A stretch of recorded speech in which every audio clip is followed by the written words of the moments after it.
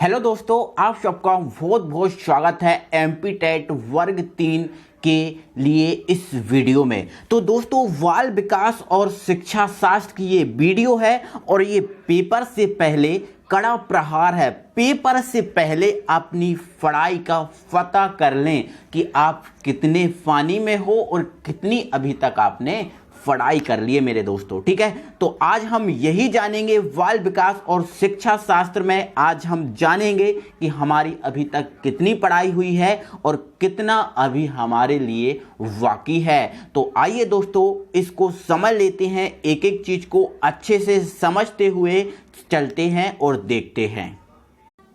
दोस्तों, एक बात और आपको स्पष्ट कर दे रहा हूं, इन जो मैं आपको क्वेश्चन यहां पर सॉल्व करा रहा हूं, इनको पीडीएफ भी प्रोवाइड कराऊंगा। इसकी आपको फुल पीडीएफ मिलेगी।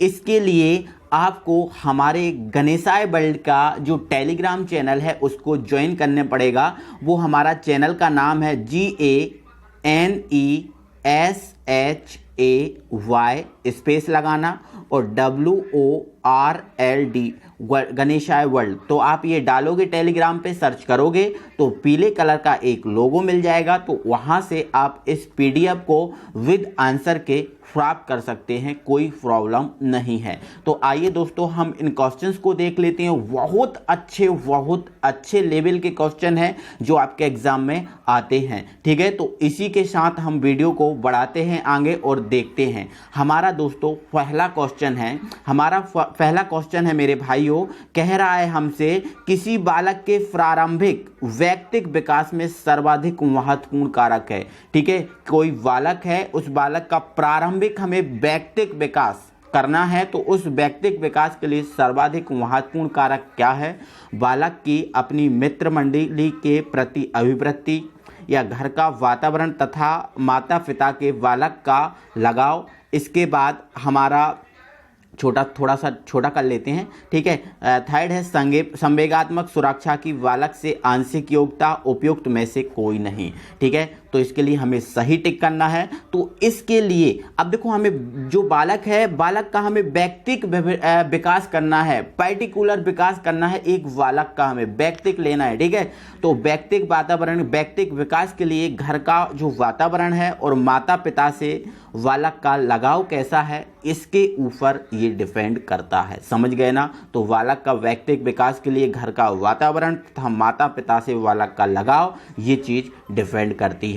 नेक्स्ट क्वेश्चन मेरे भाई हमारा है, ठीक है, कह रहा है आजकल इस बात पर अधिक जोर दिया जाता है कि छात्रों में विषय वस्तु को रटने की प्रवृत्ति को कम करने के लिए प्रश्नों का निर्माण किया जाए। मतलब आजकल ऐसा कहा जाता है कि बच्चों की रटने की प्रवृत्ति खत्म किया जाए। ठीक है, एनसीएफ हमारा 2005 भी कहता है ना। इस प्रकार से कई ऐसे एक्ट हैं जो हमारे से कहते हैं कि रटने की प्रवृत्ति को खत्म कर दिया जाए। बट किस प्रकार के प्रश्नों से बालकों में रटने की प्रवृत्ति को बढ़ावा मिलता है? ऐसे कौन से प्रश्न हैं जिनसे रटने की प्रवृत्ति को बढ़ावा मिलता है? तो ये तो आपने बहुत अच्छे सुना होगा कई बच्चों के मुंह से कि आपने निबंध याद कर लिया, तो कहते हैं हमने तो निबंध रट लिया, हमने 2 निबंध रट लिए, हमने 3 निबंध रट लिए, ऐसा कुछ बच्चे बोलते हैं। तो ये इसका जो सही आंसर है मेरे भाई, वो निबंधात्मक प्रश्न, बड़े प्रश्न जिनको बच्चों को रटने में मजबूरी हो जाती है कि यार क्या करें, रटना ही पड़ेगा। ठीक है, चलो, तो निबंधात्मक प्रश्न इसका जो है ना सही आंसर मेरे भाई हो जाता है यहाँ पर। नेक्स्ट है आजकल विद्यालय आधारित आकलन की चर्चा की जाती है। आजकल ऐसा बोला जाता है कि विद्यालय में आकलन किया जाए। ठीक है, इसके अंतर्गत अध्यापक को विद्यार्थी के बारे में निम्नलिखित में से क्या जानने का अवसर प्राप्त नहीं होता। यहाँ पर बोल रहे हैं क्या जानने का अवसर प्राप्त नहीं होता। वो सिंपल क्वेश्चन है। वे कैसे सीखते हैं, ये तो हमें पता चलता है। वे क्या सोचते हैं, ये भी हमें पता चल जाता है। वे कैसे सीखते हैं, ये भी हमें पता चल जाता है, क्योंकि अगर आप कुशल अध्यापक हो तो ये सब चीज़ों की जानकारी रखते हो। बट घर के बारे में आप कैसे जानकारी रखोगे? घर के बारे में कैसे जानकारी आप रखोगे कि घर में वो क्या कर रहे हैं, क्या कैसे सोते हैं, ये पता करोगे क्या? आपको जरूरत है क्या कोई? कोई ज़रूरत नहीं है। तो ये हमारा डी वाला सही आंसर हो जाएगा। ठीक है, चलो अगले क्वेश्चन पे हम बात कर लेते हैं। और अगला क्वेश्चन हमसे मॉन्टेसरी विधि से है। मॉन्टेसरी प्रणाली का विकास किस प्रकार के बालकों के लिए किया जाता है। ठीक है, जो मॉन्टेसरी जो विधि है, मॉन्टेसरी जो प्रणाली है, ठीक है, इनके जन्मदाता कौन है? मॉन्टेसरी हैं। ठीक है, कौन है? मॉन्टेसरी हैं। ठीक है, ये 3 वर्ष से 6 वर्ष के बालकों के लिए है। ठीक है, इन्होंने जो मॉन्टेसरी है, मॉन्टेसरी जो प्रणाली है, इस प्रणाली में 3 से 6 वर्ष के बालकों के लिए 3 से 6 वर्ष के बालकों के लिए एक इन्होंने स्कूल खोला जिसको वाल घर के नाम से जाना गया। किसके? जिनको वाल घर के नाम से जाना गया। ठीक है, तो ये जो आपकी मॉन्टेसरी प्रणाली है मंदबुद्धि और सुविधाहीन बालकों के लिए थी। ठीक है, ऐसे बालक जो मंदबुद्धि के हैं और सुविधा इनको नहीं प्राप्त हो रही है, तो सुविधाहीन बालकों के लिए थी। तो ये आपका सही आंसर मेरे भाई हो जाता है। ठीक है, चलो अगले क्वेश्चन पे हम बात कर लेते हैं। व्याख्यान तकनीक के विषय में शिक्षाविदों का विचार क्या है। देखो, व्याख्यान किया जाता है, अक्सर व्याख्यान किया जाता है, व्याख्यान होता है। ठीक है, व्याख्यान हम किसी पाठ को पढ़ाते हैं तो व्याख्यान करते हैं, तो ये व्याख्यान है। व्याख्यान के तकनीक के विषय में जो शिक्षाविद हैं, शिक्षा शास्त्री हैं, उनका क्या विचार है? इसका उपयोग आधुनिक शिक्षा में न्यूनतम होना चाहिए, ये है विचार।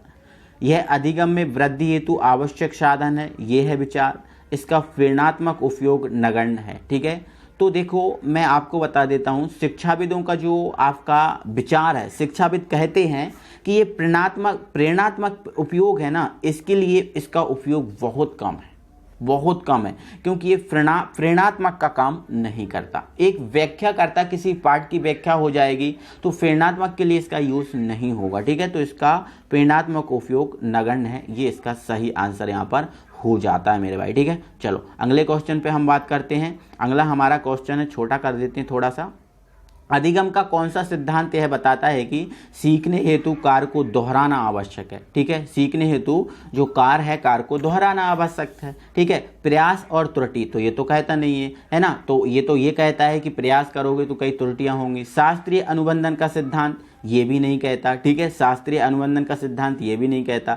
लेकिन अनुभवजन्य अधिगम सिद्धांत बिल्कुल आपने देखो पहले पढ़ा है, आपको अनुभव है उस चीज का, आपने पहले पढ़ा है, उसका अनुभव है, तो ये अनुभवजन्य है। अनुभवजन्य अधिगम का सिद्धांत कहता है कि सीखने हेतु, है ना, सीखने हेतु कार्य को दोहराना बिल्कुल आवश्यक है। यदि आपने पहले चीज़ें पढ़ ली हैं, उनको दोहरा लोगे तो वो चीज़ें बहुत ज़्यादा और भी ज़्यादा स्ट्रांग हो जाएंगी। तो ये आपका सही आंसर हो जाता है यहाँ पर। ठीक है, चलो अगले क्वेश्चन पे बात कर लेते हैं। निम्न में से क्या एक संवेग नहीं है। ठीक है, तो आपको पता है क्रोध संवेग है, ठीक है, भूख संवेग है, भय संवेग है, लेकिन पलायन आपका संवेग नहीं है साहब, पलायन आपका मूल प्रवृत्ति है। क्या है? मूल प्रवृत्ति है। आपको पता है संवेगात्मक विकास के लिए 14 प्रकार के संवेगों के लिए कौन जाते हैं, कौन जानते हैं? मैकडूगल, विलियम मैकडूगल जाने जाते हैं। और 14 संवेगों के साथ 14 ही मूल प्रवृत्ति जुड़ी हुई है।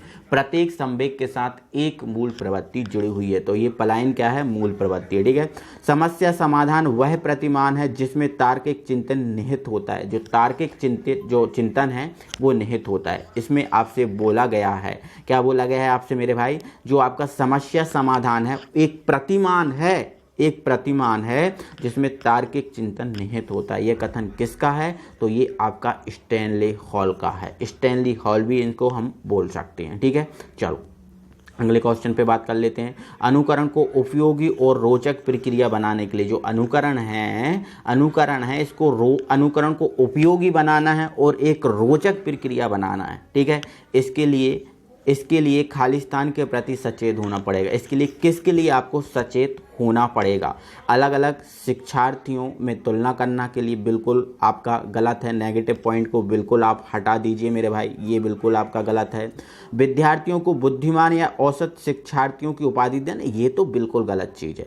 शैक्षिक और सह शैक्षिक क्षेत्रों में अधिगम के बारे में जानकारी प्राप्त करने के लिए विविध तरीकों का उपयोग करना।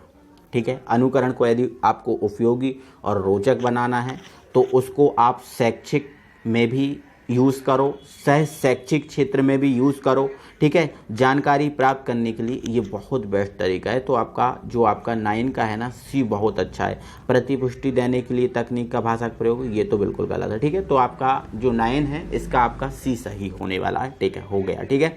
चलो नेक्स्ट है आपका, प्रतिभाशाली बालकों में किस अवस्था के लक्षण शीघ्र दृष्टि गोचर होते हैं। मतलब जो प्रतिभाशाली बालक होते हैं इनका देखो, प्रतिभाशाली जो बालक हैं, प्रतिभाशाली बालकों के जो आपके लक्षण हैं वो किस अवस्था में ओपनली आपको दिखाई देते हैं। आपको दिखने लगते हैं कि यार ये तो बड़ा वैज्ञानिक बनेगा, ये तो डॉक्टर बनेगा, ये तो इंजीनियर बनेगा, ऐसा कहते हैं ना, ठीक है। तो ये किस अवस्था में दिखाई देने लगते हैं, तो इसका सही आंसर है बाल्यावस्था में।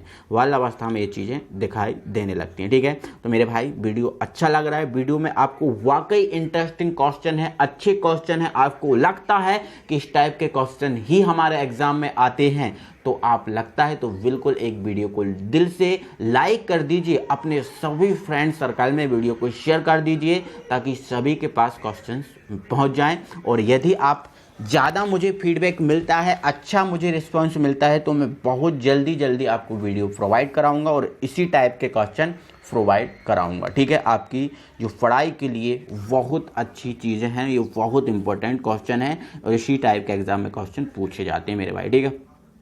तो इसका आंसर क्या हो गया, बाल्यावस्था, ठीक है। बच्चे के सोचने की प्रक्रिया में किस आधार पर सोचने को सबसे उच्च माना जाता है। किस आधार पर जो सोचने की प्रक्रिया बच्चों के अंदर आती है और हमारे अंदर भी आती है, लेकिन किस आधार पर इस सोचने की प्रक्रिया को सबसे अच्छा माना जाएगा। रुचि के आधार पर सोचना, ठीक है, अनुभव के आधार पर सीखना और तर्क के आधार पर सीखना। देखो मैं बताऊं आपको मेरे भाई, यदि आप तर्क के आधार पर सीखोगे, सोचोगे यार इसमें ऐसा नहीं ऐसा हो सकता है, इसमें ऐसा नहीं ऐसा हो सकता है, आपके माइंड में यदि तर्क चल रही है और तर्क के आधार पर आप सीखोगे तो वो सोचना एक अच्छा सोचना होगा और उच्च क्वालिटी का सोचना होगा। तो तर्क के आधार पर सोचना ही हमारा सबसे सही आंसर हो जाएगा मेरे भाई, ठीक है। चलो आगे बढ़ देते हैं, अगले क्वेश्चन पे हम बात करते हैं। किसी बालक को मानसिक क्रियाओं एवं व्यवहारों के अध्ययन के लिए बाल मनोवैज्ञानिक विधि है, ठीक है। देखो बालक की मानसिक प्रक्रियाओं एवं व्यवहारों के अध्ययन के लिए कौन सी मनोवैज्ञानिक विधि है। साक्षात्कार विधि है, क्या व्यक्ति का अध्ययन विधि है, या निरीक्षण अथवा वही दर्शन विधि है। निरीक्षण अथवा वही दर्शन विधि है, कौन सी विधि यहाँ पर उपयुक्त होगी।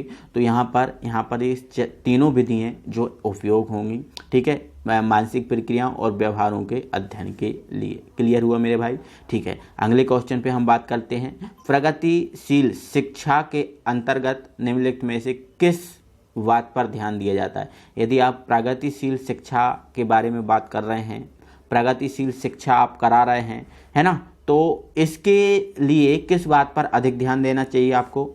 इसमें शिक्षण विधि को अधिक व्यवहारिक करने पर जोर दिया जाता है। जो आपकी शिक्षण विधि है इसको व्यवहारिक करने पर अधिक जोर दिया जाता है। इसमें सिद्धांतों के रटने पर जोर दिया जाता है। रटना तो मेरे भाई बिल्कुल आप कट कर दो, ठीक है। इसमें बालक की प्रगति के सैद्धांतिक शिक्षा दी जाती है। इसमें बालक की प्रगति के लिए सैद्धांतिक शिक्षा दी जाती है, ठीक है। ये आपका हो सकता है, ठीक है। इसके अलावा मैं अगला ऑप्शन आपको दिखाता हूँ। इसमें केवल बालक के नैतिक और सामाजिक विकास पर जोर दिया जाए। देखो यहाँ पर एक केवल वाले तो बिल्कुल आप काट दिया करो, ये आपका कट हो चुका है। अब इसमें बालक की प्रगति के लिए सैद्धांतिक शिक्षा दी जाती है, ये आपका सही हो सकता है, ठीक है। या फिर आपका जो पहला है इसमें शिक्षण विधि को अधिक व्यवहारिक करने पर जोर दिया जाता है, ये आपका सही हो सकता है, ठीक है। तो आपका जो मेरे भाई एक सेकंड में आपको नीचे करते दिखाता हूँ। तो इसमें प्रगतिशील शिक्षा के लिए आपका क्या है, इसमें शिक्षण विधि को अधिक व्यवहारिक करने पर जोर दिया जाता है। यदि प्रगतिशील शिक्षा के लिए आप बात कर रहे हो तो शिक्षण विधि को अधिक व्यवहारिक करने पर जोर दिया जाता है, ठीक है। अधिक व्यवहारिक करने पर इसमें जोर दिया जाता है, ठीक है। चलो अगले क्वेश्चन पे हम बात कर लेते हैं। चलो ये हमारा क्वेश्चन है अगला। आप पिछले कई वर्षों से शिक्षण कार्य कर रहे हैं, बहुत दिन से आप शिक्षण कार्य कर रहे हैं। आपने अपने अनुभव के आधार पर पाया कि बहुआयामी छात्र निपुण होते हैं। जो बहुआयामी छात्र होते हैं वो किस में निपुण होते हैं, केवल खेलकूद में, बहुआयाम का मतलब विभिन्न क्षेत्रों में होता है मेरे भाई, विभिन्न क्षेत्रों में होता है। केवल वाले तो आप बिल्कुल काट सकते हो, कोई दिक्कत नहीं है।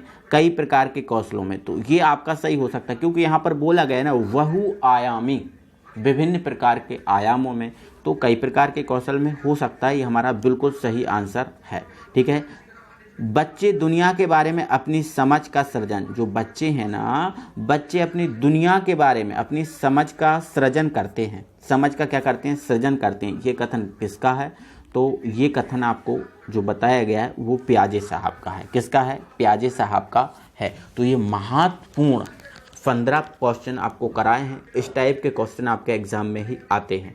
इस टाइप के क्वेश्चंस को ही आपको कवर करना है। बहुत इंपॉर्टेंट, बहुत अच्छे क्वेश्चन है मेरे भाई। ठीक है, एक बार दिल से वीडियो को लाइक कीजिए। ठीक है, और अपने फ्रेंड सर्कल में वीडियो सभी के लिए शेयर कर दीजिए। ठीक है, ताकि उसमें हमारा भी फायदा हो और सबका भी फायदा हो। ठीक है, निचली कक्षाओं में शिक्षण की खेल पद्धति आवश्यक है। निचली कक्षाओं में जो खेल पद्धति है वो किसके लिए आवश्यकता है?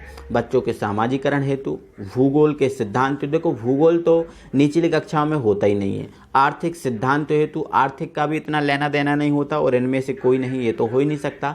तो हमारा बचा एक ही आंसर, बच्चों के सामाजिकरण हेतु। यहाँ पर हमारा ये सही आंसर हो जाएगा। विकास कभी ना रुकने वाली प्रक्रिया, जो विकास है कभी ना रुकने वाली प्रक्रिया है, ये किससे संबंधित है? तो सिंपल सी बात है, निरंतरता के सिद्धांत से संबंधित है ये, है ना। आपको व्यक्तिक अंतर के सिद्धांत ये देखने ही नहीं है। कभी ना रुकने वाली प्रक्रिया है, निरंतर चलने वाली प्रक्रिया, इस पर बात की गई है हमसे। निम्नलिखित अवस्थाओं में से डेटिंग, देखो डेटिंग किस अवस्था की एक प्रमुख विशेष? डेटिंग मतलब क्रियाओं की पहचान करना, एक निरीक्षण करना, ये भी हम कह सकते हैं कि निरीक्षण करना, एक निरीक्षण करना, खोज करना। ठीक है, किसी चीज़ का पता का लगाना कि इसकी वास्तविकता क्या है, ये डेटिंग है। तो डेटिंग अक्सर किशोर अवस्था में आती है। किस अवस्था में आती है मेरे भाई? किशोर अवस्था में। किशोर अवस्था यहाँ पर सही आंसर हो जाएगा। अनुसूचित जाति की छात्राओं के समक्ष आने वाली शिक्षण संबंधी, देखो अनुसूचित जनजाति, अनुसूचित जाति बोला है तो कई प्रकार के ये गरीब बच्चे होते हैं। ठीक है, इनके सामने कौन कौन सी समस्याएं आ सकती हैं? माता पिता की आर्थिक समस्याएं बिल्कुल हो सकती हैं, क्योंकि गरीब होते हैं तो आर्थिक समस्याएं हो सकती हैं। छात्रों की सामाजिक अभिवृत्ति, छात्रों की सामाजिक अभिवृत्ति, बिल्कुल समाज वहाँ पर थोड़ा सा इतना अच्छा नहीं रहता, इतना एजुकेटेड नहीं होता समाज, तो छात्रों की सामाजिक अभिवृत्ति भी हो सकती है। उच्च जाति के शिक्षकों का छात्र के प्रति उदासीन, ऐसा भी हो सकता है। अक्सर देखो, आपको पता है व्यक्तिगत विभिन्नताओं भरा देश है हमारा भारत देश। ठीक है, तो उच्च जाति के शिक्षक का छात्रों के प्रति उदासीन व्यवहार, ये भी बिल्कुल हो सकता है। बिल्कुल आप खुद से सोचो, यदि आप शिक्षक हो तो आप खुद से ये सोचो कि आपके सामने कोई ये समस्या आई क्या? बिल्कुल, है ना। तो यहाँ से उपयुक्त सभी जो है ना वो हो सकता है, उपयुक्त सभी जो है ना वो सही आंसर यहाँ पर हो जाता है मेरे भाई। ठीक है, चलो, आप अपनी कक्षा के बच्चों को भाव और विचारों का मूल्यांकन, आप भाव का भी और विचार का भी मूल्यांकन कर रहे हैं। ठीक है, तो आपके लिए सर्वोत्तम साधन क्या होगा? सर्वोत्तम साधन आपके लिए क्या है? बच्चों के शारीरिक विकास की तुलना करना। शारीरिक विकास की तुलना करोगे आप भाव और विचार के लिए? गलत बात है, नहीं करना। बच्चों के भाषा विकास की जानकारी प्राप्त करना, ये हो सकता है क्योंकि आप भाव और विचार की बात कर रहे हैं। ठीक है, अपने विषय में बच्चों की ज्ञानात्मक जांच करना, अपने विषय में केवल करोगे? गलत बात है। बच्चों के अभिभावकों की शैक्षणिक योग्यता, अभिभावक से क्या मतलब? हमें तो बच्चे से मतलब है, तो बच्चों के भाषा विकास की जानकारी प्राप्त करना, ये 20 का आपका ये वाला सही आंसर बिल्कुल हो जाता है। ठीक है, चलो, मनुष्य जो कुछ बनता है उस पर वातावरण का प्रभाव पड़ता है। मनुष्य जो कुछ भी बनता है, देखो आज मैं हूँ, आज आप हो, आप जो कुछ भी हो अभी आपके वातावरण के अकॉर्डिंग हो।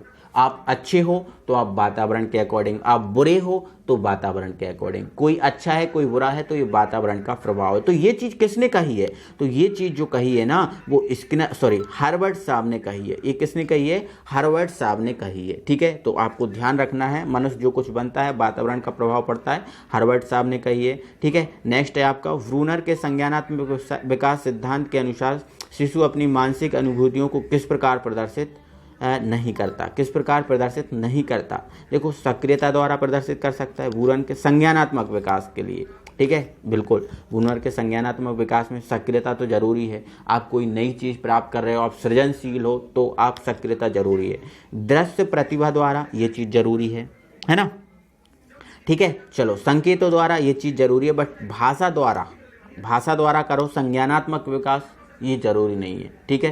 भाषा के द्वारा ये कंपलसरी नहीं है, तो भाषा के द्वारा इसमें सही आंसर हो जाएगा। खाली स्थान से ग्रस्त बालक पढ़ने की अक्षमता आप जानते हो डिसलेक्सिया होता है, पढ़ने की जो असाक्षता होती है इसे डिसलेक्सिया बोलते हैं। समावेशी कक्षा से तात्पर्य, जो एक समावेशी कक्षा है उससे क्या तात्पर्य है आपका, क्या प्रतिभाशाली और जो सृजनशील शिक्षार्थियों की संयुक्त कक्षा। मेरे भाई, प्रतिभाशाली और जो सृजनशील होते हैं वो एक ही होते हैं, तो इससे ये तो आपका आंसर हो ही नहीं सकता। प्रतिभाशाली और सामान्य शिक्षार्थियों की संयुक्त कक्षा, ये हो सकता है। सामान्य और अधिगम अक्षम शिक्षार्थियों की, बिल्कुल ये हो सकता है। सामान्य व्यक्ति, सामान्य स्टूडेंट और जो अधिगम जो पढ़ाई के लिए पिछड़े व्यक्ति हैं उनके लिए संयुक्त कक्षा, ये आपका समावेशी शिक्षा का उद्देश्य है, इसका तात्पर्य है, ठीक है। चलो अगले क्वेश्चन पे बात कर लेते हैं। निम्न में से क्रियात्मक बुद्धि परीक्षण क्या है। एक क्रियात्मक जो बुद्धि परीक्षण है वो रैबेन प्रोग्रेसिव मैट्रिसेस परीक्षण है, घन रचना परीक्षण है, जलोटा सामान्य मानसिक परीक्षण है, या स्टैनफोर्ड बिने परीक्षण है। स्टैनफोर्ड बुद्धि वाला है, क्रियात्मक वाला नहीं है। जलोटा भी आपका नहीं है, आपका रैबने प्रोग्रेसिव मैट्रिसेस परीक्षण ये भी नहीं है। आपका जो क्रियात्मक बुद्धि के लिए है घन रचना परीक्षण है, ठीक है। घन रचना परीक्षण है क्रिया से क्रियात्मक बुद्धि के लिए, ठीक है। चलो नेक्स्ट है, प्याजे के अनुसार किस अवस्था में बालक में प्रतीकात्मक विचार विकसित होता है, ठीक है। देखो, आपको संवेदी है ना, पूर्व, मूर्त और औपचारिक, ठीक है। तो यहाँ पर जो देखो एक प्रतीकात्मक है, एक बिंब बनता है माइंड में, एक बिंब बन जाता है। तो देखो संवेदी प्रेरक अवस्था में तो ये हाथ पैर चलाना सीखता है, आवाज़ें निकालता है, ये इतने अंदर उसके अंदर वो नहीं होती, ठीक है। देखो जन्म से 2 वर्ष का बच्चा है, ठीक है। यहाँ पर 2 से 7 वर्ष का बच्चा है, मूर्त में 7 से 11 वर्ष का बच्चा है, और 11 से 15 वर्ष का बच्चा है औपचारिक में, ठीक है। तो बिंब बनना है। देखो मूर्त में क्या करता है, वस्तुओं को देखकर उसके माइंड में चीज़ें आने लगती हैं, लेकिन यहाँ पर प्रतीकात्मक बोला है, केवल प्रतीक करना, तो पूर्व संक्रियात्मक अवस्था यहाँ पर सही आंसर हो जाता है, पूर्व संक्रियात्मक अवस्था, ठीक है। बाल केंद्रित शिक्षा का उद्देश्य क्या है, शिक्षा को आधार, बिल्कुल गलत बात है। शिक्षार्थी को आधार बिंदु मानकर, शिक्षार्थी ये हो सकता है। अभिभावक को, बिल्कुल गलत है। विद्यालय को, बिल्कुल गलत, तो आपका बी वाला सही आंसर हो जाएगा यहाँ पर, ठीक है। तो आपको दोस्तों अच्छे क्वेश्चन लग रहा है ना, वाकई में यदि आपको अच्छे क्वेश्चन लग रहे हैं ना, तो एक बार दिल से आप वीडियो को लाइक कर दो, अपने फ्रेंड सर्कल में शेयर कर दो, ठीक है। यदि ज़्यादा से ज़्यादा मुझे सपोर्ट मिला तो मैं वीडियो बहुत जल्दी लेकर आऊँगा, और पढ़ाई के पहले हम सब एक अच्छी तैयारी के साथ एग्ज़ाम में बैठेंगे, ठीक है। पाठ्यक्रम से शिक्षक को क्या लाभ होता है, जो पाठ्यक्रम है क्या लाभ होता है, शिक्षण सरल हो जाता है, ऐसा तो कोई ज़रूरी नहीं है। शिक्षक को कक्षा में क्या पढ़ाना है इसका ज्ञान हो जाता है। शिक्षण रोचक हो जाता है, तो बिना किताब के भी हो सकता है, बिना बुक के भी हो सकता है, ठीक है, बिना पाठ्यक्रम के भी हो सकता है, वो तो है ना। शिक्षक को विद्यालय में क्या कार्य करने चाहिए उसको ज्ञान होता है, ये थोड़ी बताता है। शिक्षक को क्या पढ़ाना है ये चीज़ बताता है, ठीक है। जैसे आज अपने आप ये टॉपिक पढ़ा दिया, तो कल आपको कौन सा टॉपिक पढ़ाना है, पाठ्यक्रम। देखो एक निश्चित पाठ्यक्रम तो जरूरी होना चाहिए ना, होना चाहिए, तो क्या पढ़ाना है इस चीज़ के बारे में हमें जानकारी देता है, ठीक है। तो यहाँ से बी वाला आपका सही आंसर हो जाता है, ठीक है। चलो, टर्मन के अनुसार मानसिक रूप से विकलांग, मानसिक जिनका मेंटली प्रॉब्लम होती है, मानसिक रूप से विकलांग बालक कौन से कहलाते हैं। 80 से अधिक बिल्कुल नहीं, 90 से अधिक वाले तो ये आपको 90 से कम, ठीक है। 50 से कम तो आपके जो मूड बुद्धि कहलाती है, मूड बुद्धि, ठीक है ना। और ये आपके मंद बुद्धि में जाती है, ये आपके मंद बुद्धि में जाते हैं। अब ये 90 से कम है तो ये भी आपका लगभग सामान्य मंद आ जाएगा, लेकिन 70 से कम जो है ना मानसिक रूप से विकलांग होंगे, मानसिक रूप से विकलांग 70 से कम, ये सही आंसर हो जाता है, ठीक है। तो आपको दोस्तों मैं पहले ही बता चुका हूँ कि मैंने आपको ये PDF है, हमारे जो गणेशाय वर्ल्ड चैनल है, आप सर्च कर लेंगे गणेश टेलीग्राम पे, GANESHAYWORLD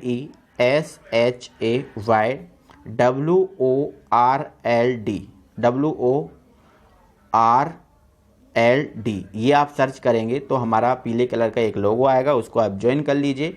वहाँ पर ये PDF विद आंसर के आपको मैं प्रोवाइड करा रहा हूँ, आपको प्रोवाइड करा दूंगा, तो आप जाकर वहाँ से इसको देख सकते हो बहुत अच्छे से। ठीक है, तो दिल से एक बार वीडियो को लाइक करें, अपने सभी फ्रेंड सर्कल में वीडियो को फैला दें ताकि सभी देख लें। ठीक है, हमारा फ़ायदा और आपका फ़ायदा। ठीक है, चलो, तो हमारा जो 30वां क्वेश्चन है बोलने के दोष से संबंधित नहीं है, जो बोलने का दोष है इससे संबंधित नहीं है। ठीक है, तेज बोल, देखो आवाज़ की समस्या है, हकलाना है, अशुद्ध उच्चारण है। ठीक है, बट तेज बोलना, यहाँ तो बोलने की बात चल रही है तो मेरे भाई। ठीक है, तो तेज बोलने वाले ये बिल्कुल नहीं है आपा। ठीक है, तो ये सही आंसर हो जाएगा। दिल से वीडियो को लाइक करें, अपने फ्रेंड सर्कल में सभी को शेयर कर दें। अभी तक आपने हमारे चैनल को सब्सक्राइब नहीं किया तो चैनल को सब्सक्राइब जरूर कर लें। ठीक है, मिलते हैं अगली वीडियो में। Thank you very much, tata bye bye.